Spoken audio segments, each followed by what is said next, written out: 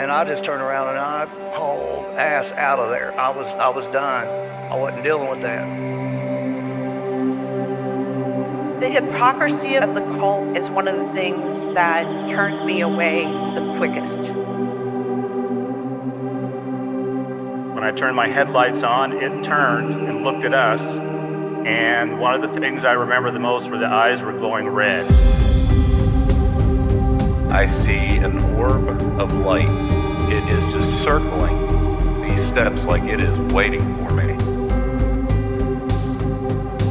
And he begins to tell them that he saw a UFO. They're basically like, what are you talking about? That's 7 foot up on a tree, peeking around it, and that's where I saw the top of the muzzle, nose, and the eyes. As soon as I made eye contact with this thing, it felt like death. I'd like to take this time to welcome my guest tonight, Zack. Thanks for coming on here and talking to me. Yeah, thanks for having me, man. I appreciate it. Not a problem. Would you like to let the audience know a little bit about yourself? All right. Yeah, I am from Southeast Ohio, 30-year-old. I'm a machinist. In my off time, I like to spend a lot of time hunting, fishing, spending time with the kids and stuff like that. So, Nice. The all-American dream. yes, sir. Absolutely. So we kind of got in contact here very recently, which for me, I'm booked out quite a bit. So Yeah. I had some finagling to do, but I was managed to able to get you on here today. But Awesome.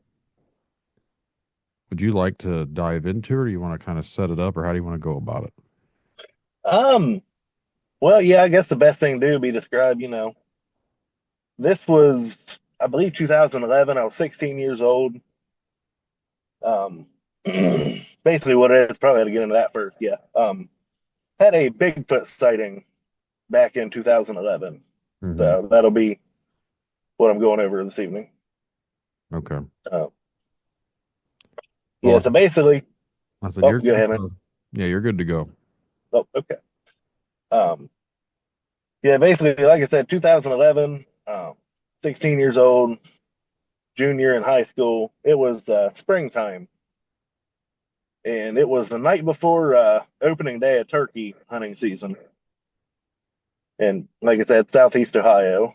So I was going out the way I like to turkey hunt, go out the night before and do some hoot owl calls.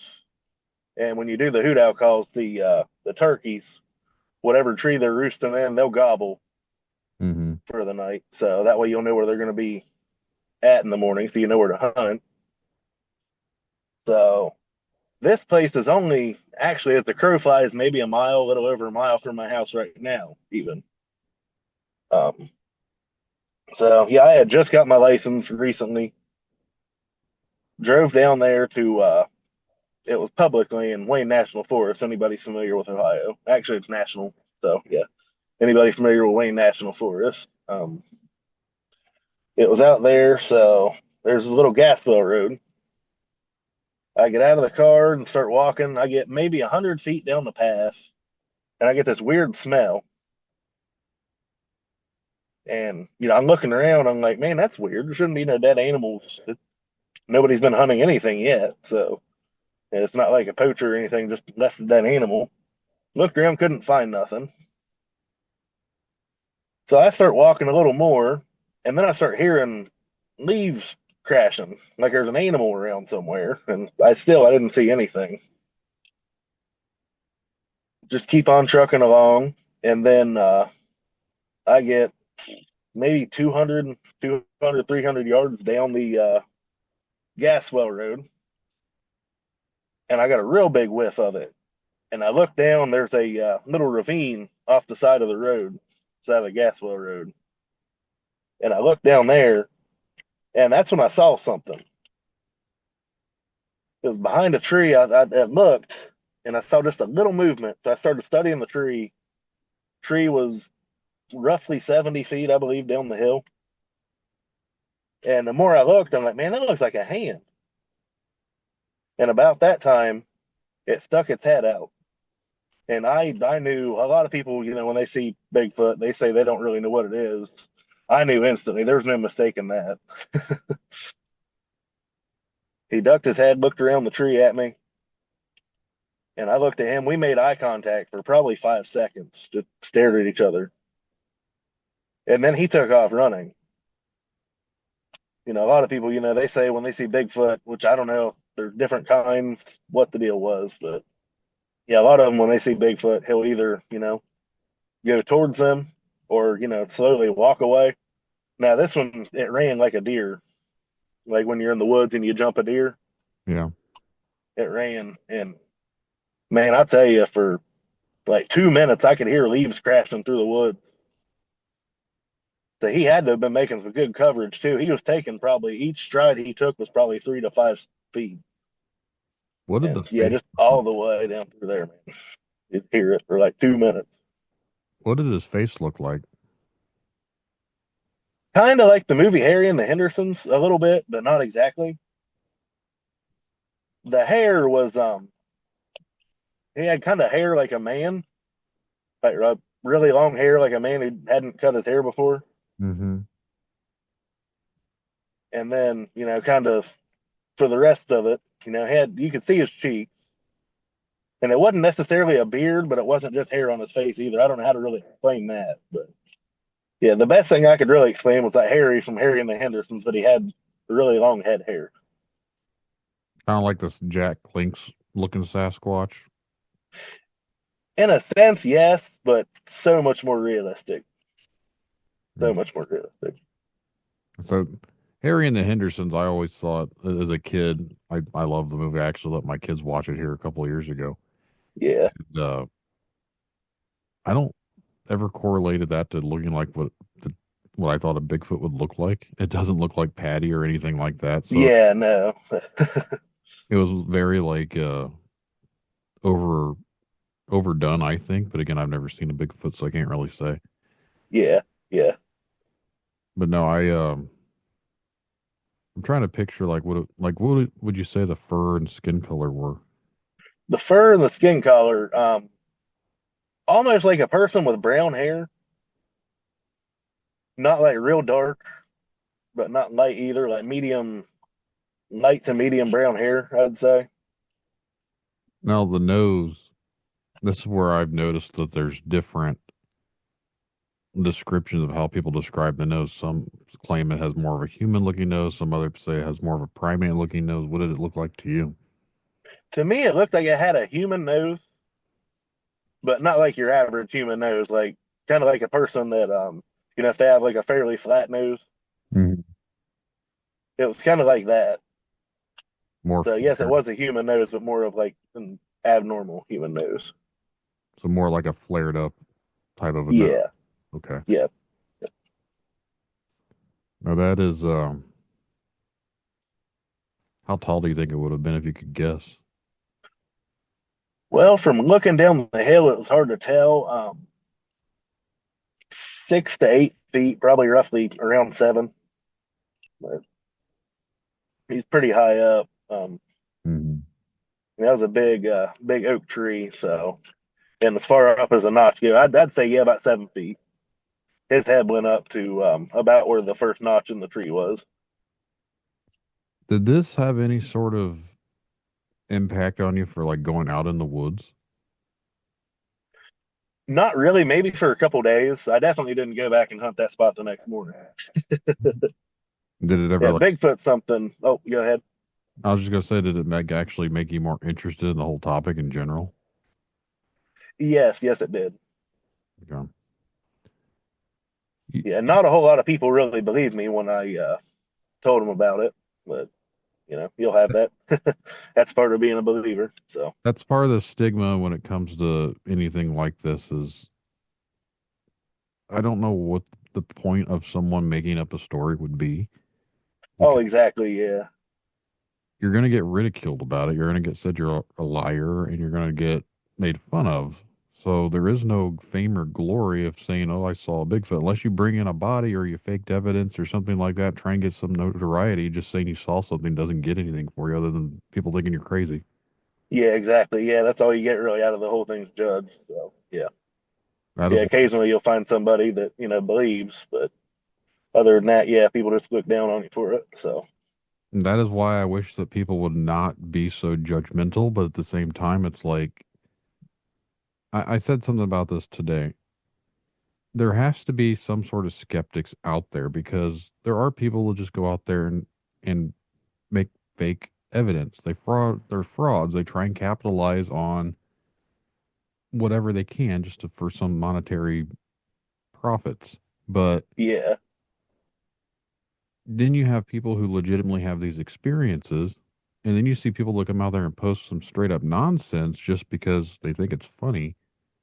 yeah, It it, it it ruins the whole thing for everybody. Like there's still that it does. stigma, and you're trying to push this to be not to be so judgmental towards these people that have these experiences, but then you see someone else coming out here saying that they did this, or Bigfoot comes in and has tea with them in the mornings and they babysit the kids for them. Like, what? Yeah, right. So how are you going to convince a believer or a skeptic that this is real, or what you have to happen is real? Because you saw something, but they're like, well, this lady over here says she has breakfast every morning with Bigfoot. Yeah, Oh, I don't know. Stuff like yeah. that. That's It irks me. yeah, right. And so I don't want to sound. I don't want to say I don't believe because I obviously I've seen it, but there some people that what they say, what their perception of what they think Bigfoot is, it's just a lot of it I think's out there. Um, and based off of what I saw, most definitely the flesh and blood creature. See, that's me personally. I would say yes. Yeah, Then there's some weird aspects to it too, but then I find out other things about the whole woo side to it that was all kind of created by one person and other people. You don't ever know. Like I said, yeah, I've never seen an actual Bigfoot myself, so I can't say one way or the other what it is. yeah, I know people are seeing something though, yeah. but the, Yeah, the, I'm not going to rule out that a lot of people say that it might be an alien, they might be aliens or anything else. And then what you said, I don't remember which episode it was. I'd heard the other day you have mentioned that a lot of people, anytime they see anything, they just immediately go to that's a demon or a Nephilim, and right, that's yeah, that is a yeah, very wholeheartedly. trendy thing What? right now. Yeah, yeah, I try not to make assumptions and I try not to push what I think on people because I don't know anything. I'll be yeah, the first to tell someone that. Like, if anyone comes at you and says they're an expert, there's no experts in this field. I don't care what anyone says. Like, there's no scientist out there studying Bigfoot, and if there is, they're not letting us know about it. So if he's an expert or she's an expert, it's because they have top secret clearance to know about Bigfoot. The average person like me and you don't have any access to Bigfoot. right, yeah, I think there's a lot of weird things that go on in the woods. I think there's a lot of weird things that we don't know about. I'm not saying it's an alien. I'm not saying it's interdimensional. I'm not saying it's flesh and blood because at the end of the day, I don't know. And right, like I said, anyone's guess is it's as good as the next person's. yeah, exactly. Was this the only time you've ever had an experience like that? Yeah, yep, Yeah. yeah. Now, Oh, I was going to say, usually when I talk to people and they've had an experience, if you start to ask other questions, you find out they've had other experiences. So you've only seen the Bigfoot once, but have you ever had any sort of other sightings of anything else that would be otherworldly? um, a few years ago, I used to get into some ghost hunting and whatnot. Um, got a few EVPs here and there, potential EVPs. Can't even. That's another one of them things that Mm, there's literally no way to get 100% proof. So right. had a few potential EVPs that sounded like something. I don't ever know what to make of that, to be 100% honest. Like, I've had people send me stuff that I've cleaned up audio for them, and I've listened to some things that other people have caught, and it sounded very freaking creepy. So Yeah, I don't know how to take the EVP stuff because there is other explanations too. Like, You could be picking up ambient noise from someone that's not necessarily there and you don't realize it's there, but at the same time, if it's in a completely empty space and you're picking up these voices, then how do you explain that? Yeah, right. So, again, that's another one of those things that I don't have an answer for. Like I said, there is no experts. Nobody has answers. Like I start this show to find answers, and I just come away with more questions. Yeah. But so, do you think the Bigfoot sighting had any sort of impact on what you're doing, like right now? Like, why now do you want to come out and talk about it? Um, I've talked about it off and on, and then, like I said, I have a lot of free time at work. So, I've been listening to, before I found your show, a lot of Sasquatch Chronicles with Wes Germer. Listened to a lot of that, and I thought, well, you know what? There's a lot of people out here telling their stories. So I think now it's time for me to get in on it. Yeah, I'm battling this stupid camera. Yeah. Shutting off. I don't know what's going on with it. But now I spoke with Wes a little over a year ago. He's a good guy. Yeah. And, Yeah. I like that. his show was one of the first shows that I ever come across. So when I first started to look into podcast, I typed in Bigfoot, and that was the first one that popped up. And then the first episode I heard, he was talking with someone that had a Dogman experience, and that's what hit close home to me is that. So I was like, oh, someone Yeah. else saw something. And then it instantly hooked me because I'd never heard anyone really talk about that before. Yeah. So, well, usually I try and make these last a little bit longer, but if the episode itself is not very long, I try and piece it together and like have two different interviews. So if there's anything else you'd like to discuss, we can. If not, we can probably wrap this one up. Yeah, that's about all I got. Well, Yeah, I can't really think of much else, man. But I appreciate you coming on here and talking with me, though. all right, yeah, thank you for having me, man. I really appreciate it. Yeah, not a problem. Like I said, for anyone listening, I understand that it is hard to come forward with stuff because of what we already talked about. Like you're not going to get fame or fortune by saying you saw Bigfoot. I don't care what anyone thinks out there. Like all you're going to usually get is like eye rolls or ridiculed or something like that. But at the end of the day, if it helps someone come out and feel better about being able to talk about it, that's all I'm trying to do. So, well, Zach, it's been a pleasure. All right, thanks, Brendan.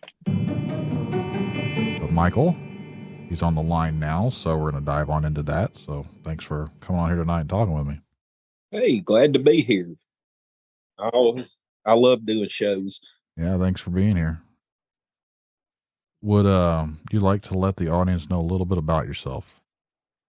My name's Michael. I am a retired police officer from the state of Alabama and now currently working in Georgia. I have been researching all cryptids in the Southeast, and one of my specialties is the Alabama white thing, because in Alabama, everything is a thing. I don't know if that's just Alabama. I've heard some other places call things too. You know how we do it down there. We don't trust the government, but everything's a thing. I'm from Indiana. I still don't trust the government. I used to work for them, so I have even more reason not to trust them. I understand that. So, what got you into the whole cryptid thing in general? Like, what piqued your interest with it? Well, I always say I started 18, but it goes back before that. When I was in elementary school, we used to get them little books, and one was a book about Bigfoot. And I think I checked that thing out of the library. It had to be over 1,000 times from kindergarten to 5th grade. And just constantly reading about it. Then I got into Loch Ness Monster, ghosts. It intrigued me more than school actually did. I think a lot of people that I've talked to have brought that up. Like during school, they had the books where you could go in there and get like Loch Ness Monster. They had stuff about Bigfoot. I think my school must have been lame because I don't remember any of those books. But Well, being from Alabama, they don't really expect us to know how to read, so they know we know how to play football, just not read. I won't even make a football reference to that one just because Alabama had done really well for the last, I don't know, 15 years.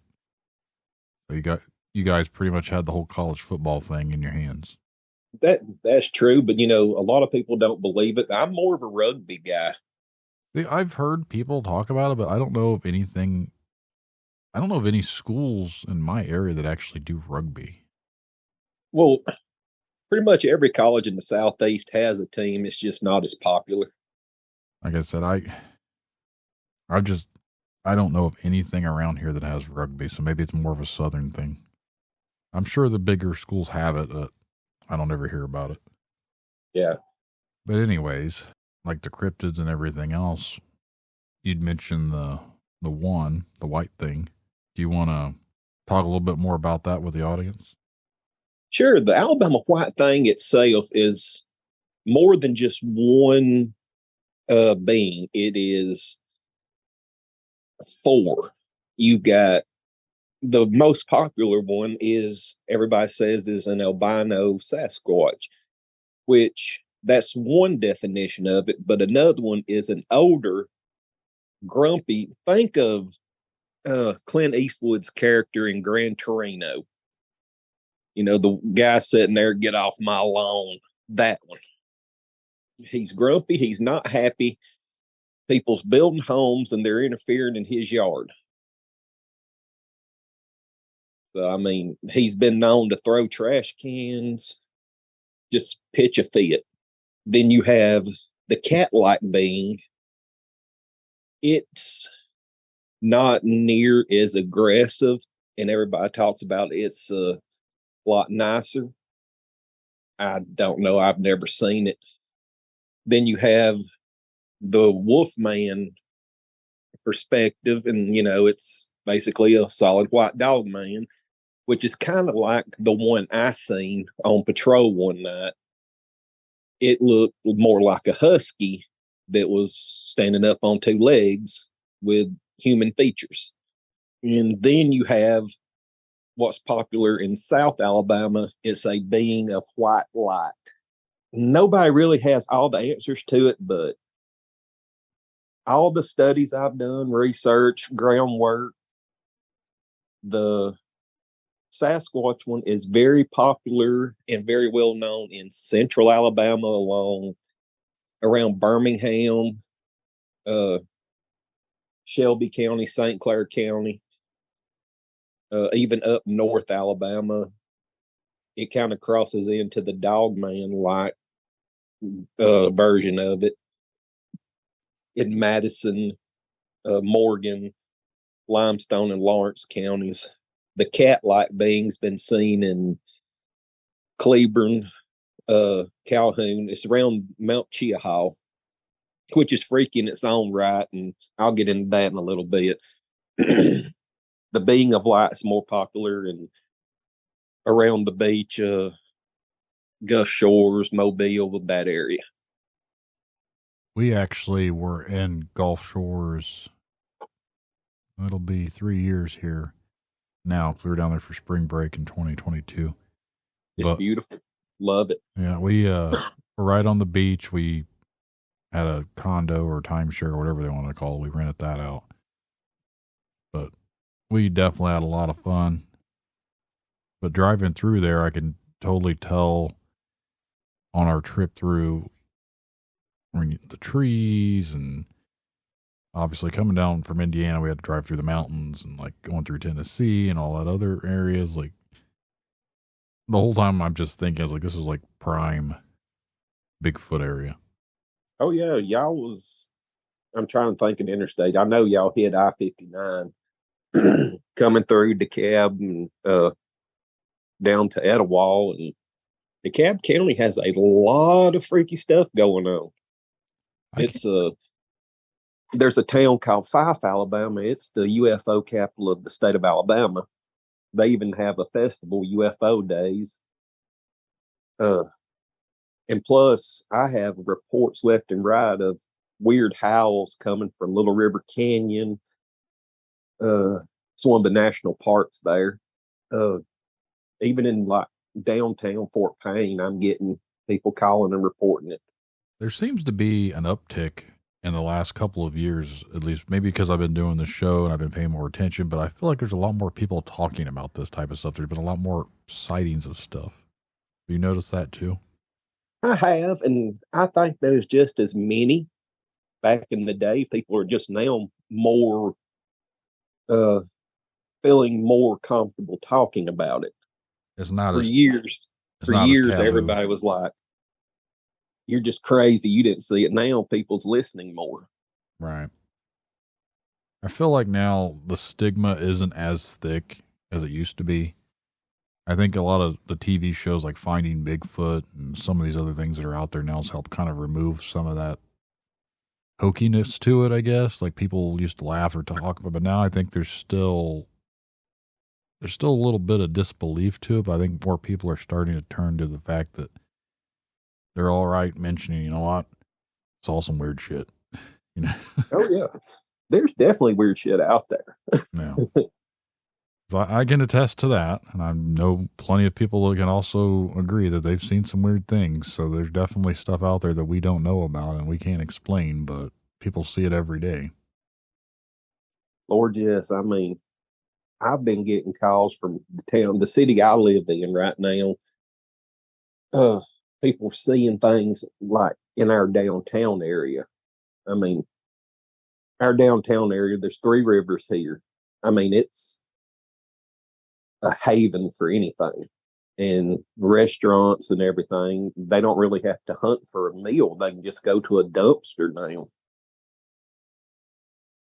So, you know, they're coming out. People seeing things. Do you think that you mentioned, I don't want to switch topics or anything, but you were talking about like these cat-like beings. Do you think they're different things in general? Like they're not all the same sort of, because obviously there's a difference between a Bigfoot and a Dogman. So anything that's considered a cat-like being, I haven't really talked to anyone that's mentioned this before. I've heard some people talk about it, but I've never really interviewed anyone that said anything about ever witnessing a cat-like, a feline version of a cryptid.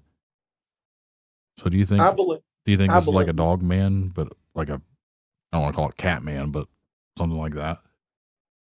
Oh, definitely. I mean, there's different races. I believe, just like humans, you know, they're just as different as we are. They come in all shapes, sizes.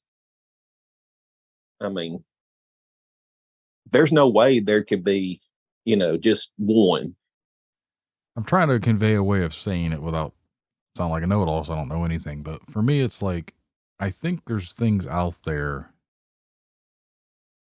that we don't understand in the sense of like how our mind processes it. But sometimes I wonder if some of the things that we see, what people are describing, I don't want to say it's misidentification, but I wonder if our mind interprets it as the only thing that we can interpret it to. Like we relate it to something that we know. So people describe seeing something that looks like a big ape, or people see something to describe and looks like a big dog, or people see something that looks like a big cat. What if these things are not even like that? And this is going out there on my weirdo stuff here, but what if our mind only processes it again as to something that we can relate it to? So maybe it's something that we don't understand fully, and it manifests itself here, and it just takes the shape of whatever we're relating it to be. You know, I have spent many a nights thinking about that myself. Like, what if we're seeing maybe like an alien that's shifting like that, you know, trying to put something that puts us at ease? The way I see, like, even though we consider aliens maybe that's just the shape that our mind interprets them to be as well.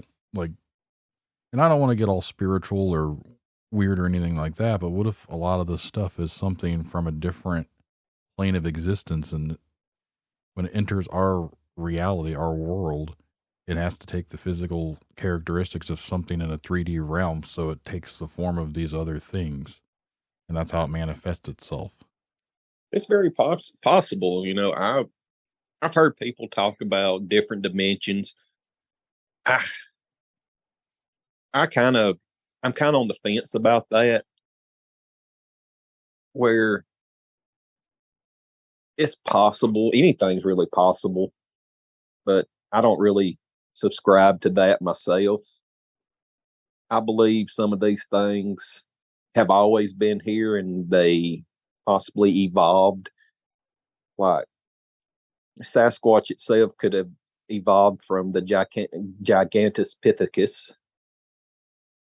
and other, like the Dogman, could actually have evolved from maybe a dire wolf. I don't really know. I'm just kind of spitballing on that. But I really couldn't tell you what the cat people have evolved from unless it was like the American cave lion or something. I don't know much about any of these things. So I said, I'm no expert, and I honestly don't think there's very many people that are. I know some people claim they are, but it's hard to be an expert in something that's never been scientifically studied. At least. Well, I always say there's no experts in this field. We all just spitball most of the time. Yeah. That's how I kind of construe things myself, is everyone has good ideas. Everyone has their own beliefs.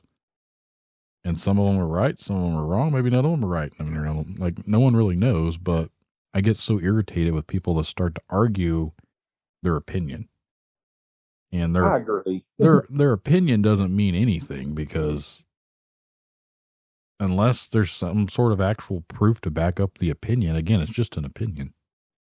Yeah, and that's what kills me when I see other researchers bad-mouthing the other researchers. Like, come on.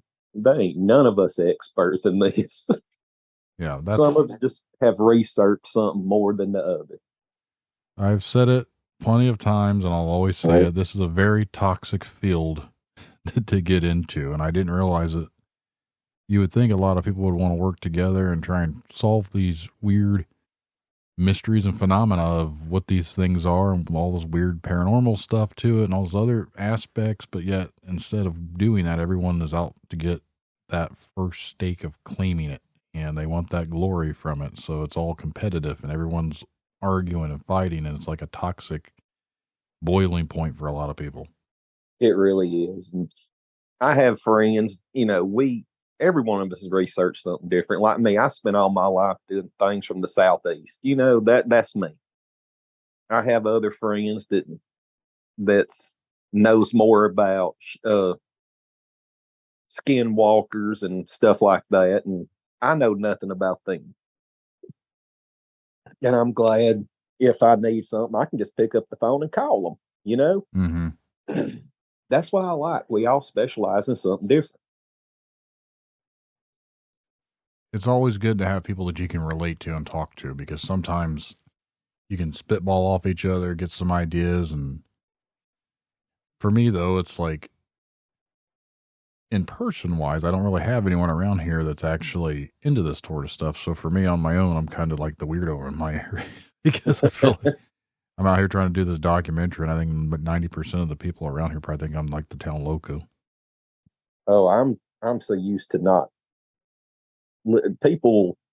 I have friends around here that's into it. Like, there's several cops I'm around, and they've all had some experience, and they're into it, but it's not like being able to go to one central place and actually talk to people and spitball ideas off of them. So, I mean, I'm all forward. Somebody has something, I'll listen. Right. I never quit learning. Mm-hmm. Have you ever had any of your own personal encounters or sightings of anything? I did. I was on patrol one night or one evening, and I got dispatched out, and the call come in. There was somebody dressed in white killing dogs. So I was the only one close to the area, so I told dispatch I was en route, and when I was there, the road there is backwoods Alabama, so it's barely a 2-lane. And as I was going, something very large and white crossed that road with 3 steps. So I'm like, holy shit. I hit my brake, hit my blue lights. I get out with my gun out, and I'm walking up this little hill, and basically it was 30 yards away. I'm looking at it, it's looking at me, and it looks like a husky. A very tall, I estimated it being 6'5", 6'8", and it weighed 300 to 400 pounds, and there was no fat on this thing. It was solid muscle. I mean, if it wanted me, it could have got me in no time. How tall do you think it was? I'm going to say 6'5" to 6'8". The thing I saw, somewhere in between. The thing I saw was about, I would say, I'm 6'3", and we were eye to eye. So with the top of the ears, probably about 6'5" or so. Yeah, this thing, it was solid. It looked just like a husky. And that's what shocked me, because I've always heard, black in color, brown in color. But this thing looked just like a bipedal husky. And what really got me, it had human features like hands. And instead of front legs, it was, arms. And I mean, I got chill bumps talking about it. But it felt like I was staring at it for an hour, but the whole encounter lasted just a few minutes, and it let out this sound. And I'm going to say it was a sound that kind of sounded like a roar into a howl. And it was gone. It took off from me. It hit the woods, and there was no way I was going to chase it. I got back to my car, told dispatch it, whatever it was got away from me, and I was going to respond to the scene. I got to this area, and I talked to one of the older African-American guys there. His name was Pete. He's passed away now. He's a great guy. And he looked at me, and he said, "Why are you pale white?" And I was shaking. I told him. He said, "You seen it?" I said, "Yes, sir, I did." And he looked at me. He said, "That's something you'll never forget, son." And then he took me to big pit bulls that was ripped. I'm talking about ripped, mouth down ripped. I took pictures and, turned it into Game and Fish, but I never heard anything else about it. Typically never hear much after it gets reported. No, I mean, I even showed pictures of Black Panthers and never heard anything else about it. It's funny you mentioned that. On our way back from Florida, we saw, or my wife did, she saw what she swore was a big black panther dead on the side of the road. I think we're on Fairwell Highway, where it's maybe 75, but we're going through the mountains, and she swore it was a huge black cat. And I was like, well, they claim we don't have those around here, but they're everywhere. They claim a lot of things. Mm-hmm. They claim these things don't exist that we know that they're out there. I can understand some people, especially the ones that they see something on all fours running. Oh, I could see where you wouldn't be able to tell that is, but something that walks on 2 legs, that's not normal. Anything bipedal that isn't a human, there's no known animals to North America that I'm aware of that walk bipedally besides us. That's very true. And that's what gets a lot of people is how they walk and how they look. Because nothing is supposed to look like humans. Which is strange in itself of how everything else has evolved. And we're one of the only things that's actually evolved to be bipedal. That's what I say. I mean, could these things have, just don't want to be around us? In which the way things are going, I really don't want to be around people anymore. I'm willing to move to the woods myself right now. Maybe they had it right the first time. They just want to avoid us, and that's how it's gotten to be for a lot of us too. Is we want to avoid everybody as well. I'm to the point, the way things are going, I am willing to move into them woods, into a cave or something. Yeah, I definitely don't disagree with that one. So is that the only time you actually? How many? Well, when was this? But how many years back? That was 2008, 7 or 8. Okay.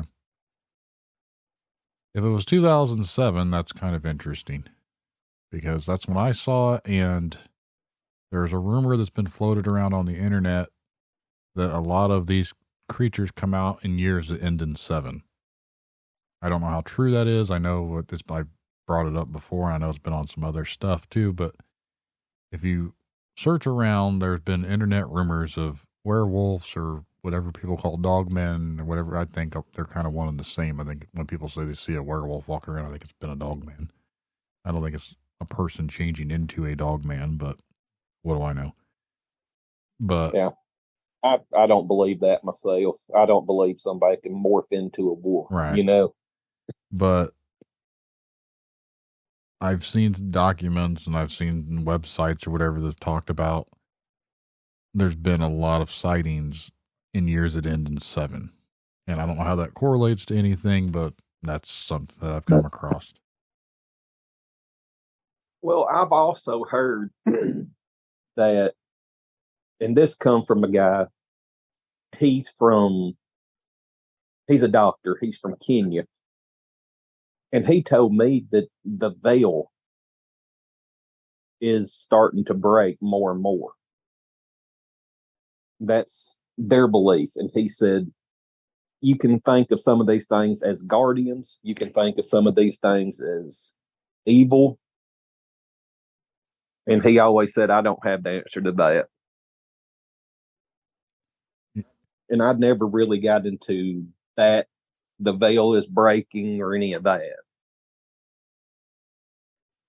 I don't know what to think, to be 100% honest. Like, there's so many different theories out there that sound plausible that, yeah, I'm not going to say one of them's wrong or right because at this point I don't know, and a lot of them sound like it's possible. I've heard the veil is thinning. I've been hearing that for the last couple of years now.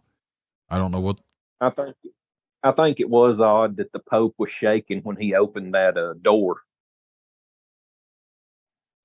And now he's in the hospital. Right. I don't think it's funny he's in the hospital, but he was shaking pretty bad when he opened that door. I never paid a whole lot of attention to that, but isn't he still in the hospital now? I think so. I'm not a Catholic or anything, but, I hope he gets better. I don't wish nothing bad on anybody. I think the last I saw something that he was still in the hospital from something. I don't know why he was in the hospital, but it is very weird, the timing of that and all the things that were going on and all the strangeness. And then now he's in the hospital. Yeah, something really ain't stirring the Kool-Aid. No, not at all. Is there anything else that you've experienced that you'd want to talk about? Well, I can tell you about the first and last time I ever went ghost hunting. I mean, I'm down for it. Let's hear it. We went to an old school in Gadsden, Alabama. And I went with a crew, and one of my friends, she was running the crew, and she was dragged, let's say, down a hall, like right in front of me, dragged down the hall. And nobody was there to drag her. So I pick her up, look her dead, and I say, screw this, I'm not doing this anymore. We went outside, and that was the last time I ever went ghost hunting. I can't really fault you for that one. Now, I have done stuff long time ago in Chickamauga with the green eyes, which is, everybody says the cryptid. It is not. It is very paranormal and does not want people there. It is not happy. I'm not sure what that is. If you want to let us know a little bit more about that. Old Green Eyes of the Chickamauga battlefield. They just recently had a Green Eyes Fest, which was awesome. And the guys that did it will do interviews if you ever want to get in touch with them. Just look up Green Eyes Fest, and they did an awesome job. But it's an entity that has been seen for many years, and it was seen protecting the dead soldiers after the battle. That's what they say. I did do a little digging, and there was something there before that, but it never went into it. But it is a spirit, and it does not like trespassers. And other people might have had a different experience, but when we went there, everything was like, the place we was at kept constantly getting like slapped. And it wasn't rocks or anything. It was getting slapped. And that's when I realized that I am not a paranormal expert. And I had the same girl that was with me, and she was like, she kept seeing two green eyes. And that's when I realized that this was not cryptid. And that's the only reason I went, because I was doing a cryptid research. And it wasn't cryptid. It was paranormal. It was spiritual. Sometimes I wonder if a lot of these things aren't intertwined one way or the other. I think sometimes these cryptids that we encounter, they might be in a physical form, but I wonder if they don't have some sort of supernatural elements to them. Well, I have always heard that Sasquatch do wind up in ghost areas. Like, they like to be in the ghost areas. I've got another one for you. I mentioned this on a couple different episodes, but back last summer, I interviewed somebody who wrote a book, and it's about Sasquatch being the forest poltergeist. Because if you take all the experience that people have with Bigfoot out in the woods, but you move it into a house, you'd say you had a haunted house. You had poltergeist activity. So basically, you move it back out into the woods, and now you have Bigfoot. So they said he's like the forest poltergeist. I was like, that actually makes a lot of sense. I can believe that. I really can. I could go on that one. Yeah, that's the first time I'd ever heard it, and to be honest, I was like, it makes a whole lot of sense to me. I mean, yeah. I could definitely go on that one. Definitely a theory that, to me, it sounds very, very plausible, but. Yeah. Well, Michael, is there anything else you would like to discuss? That's about it. That's all I got for tonight. Well, it's definitely been a pleasure talking with you. Thank you for coming on here and talking to me and sharing some of your experiences with the audience. The Dogman experience is, I enjoy hearing those because of my own personal experience. So Dogman stuff has always been a close one. So I honestly had no idea you had that. So kind of glad that we got a chance to talk, and I got to hear about that. Because again, I love hearing about other people that have Dogman experiences, because it makes me feel not so crazy for seeing something myself. Oh, I agree, and I know several other people has had some encounters. If I can get them in touch with you. I'd definitely appreciate that if you do. If you'd like to be a guest on Tinfoil Tales, remember to send an email to tinfoiltalespodcast@gmail.com or go to tinfoiltales.com and go to the contact section. Make sure to follow me around on all the social medias. And just remember, truth comes at a cost. Are you willing to pay the price? I heard a story late last night about something lurking along the wood line. Huge footprints, strange lights in the sky. They claim it's nothing, but I know they lie. It's easier to laugh in my face, but something about this makes me say, what if it's real? What if they knew? What if the answers are coming from you? Spinning stories, wasting my time, hearing voices, is it all in their minds? They can call me crazy, but I just want some proof. What if it's true? What if it's real? What if it's true? What if the world's not what we knew?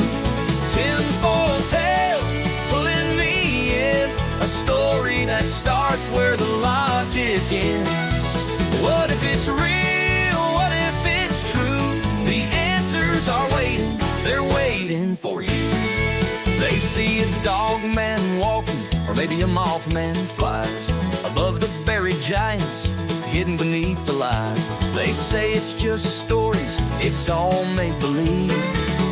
Fairy tales for the things we can't perceive. They want to keep us blinded, they want to break our will. But I'm not buying it, I'm not swallowing another pill. Force-fed poison, the lies we're made to believe. What if the truth could set us free? Alien signals traveling through time, secret space programs erasing their minds. They call them crazy, but I just need some proof. What if it's true? What if it's real? What if it's true? What if the world's not what we knew? Tinfoil tales pulling me in, a story that starts where the logic ends.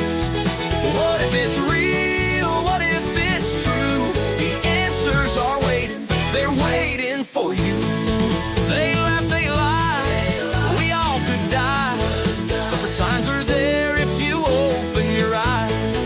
Aliens, cryptids, demons, ghosts, the Nephilim too. What if it's me? Or what if it's real? What if it's real? What if it's true? What if the world's not what we knew? Tinfoil tales pulling me in, a story that starts where the logic ends.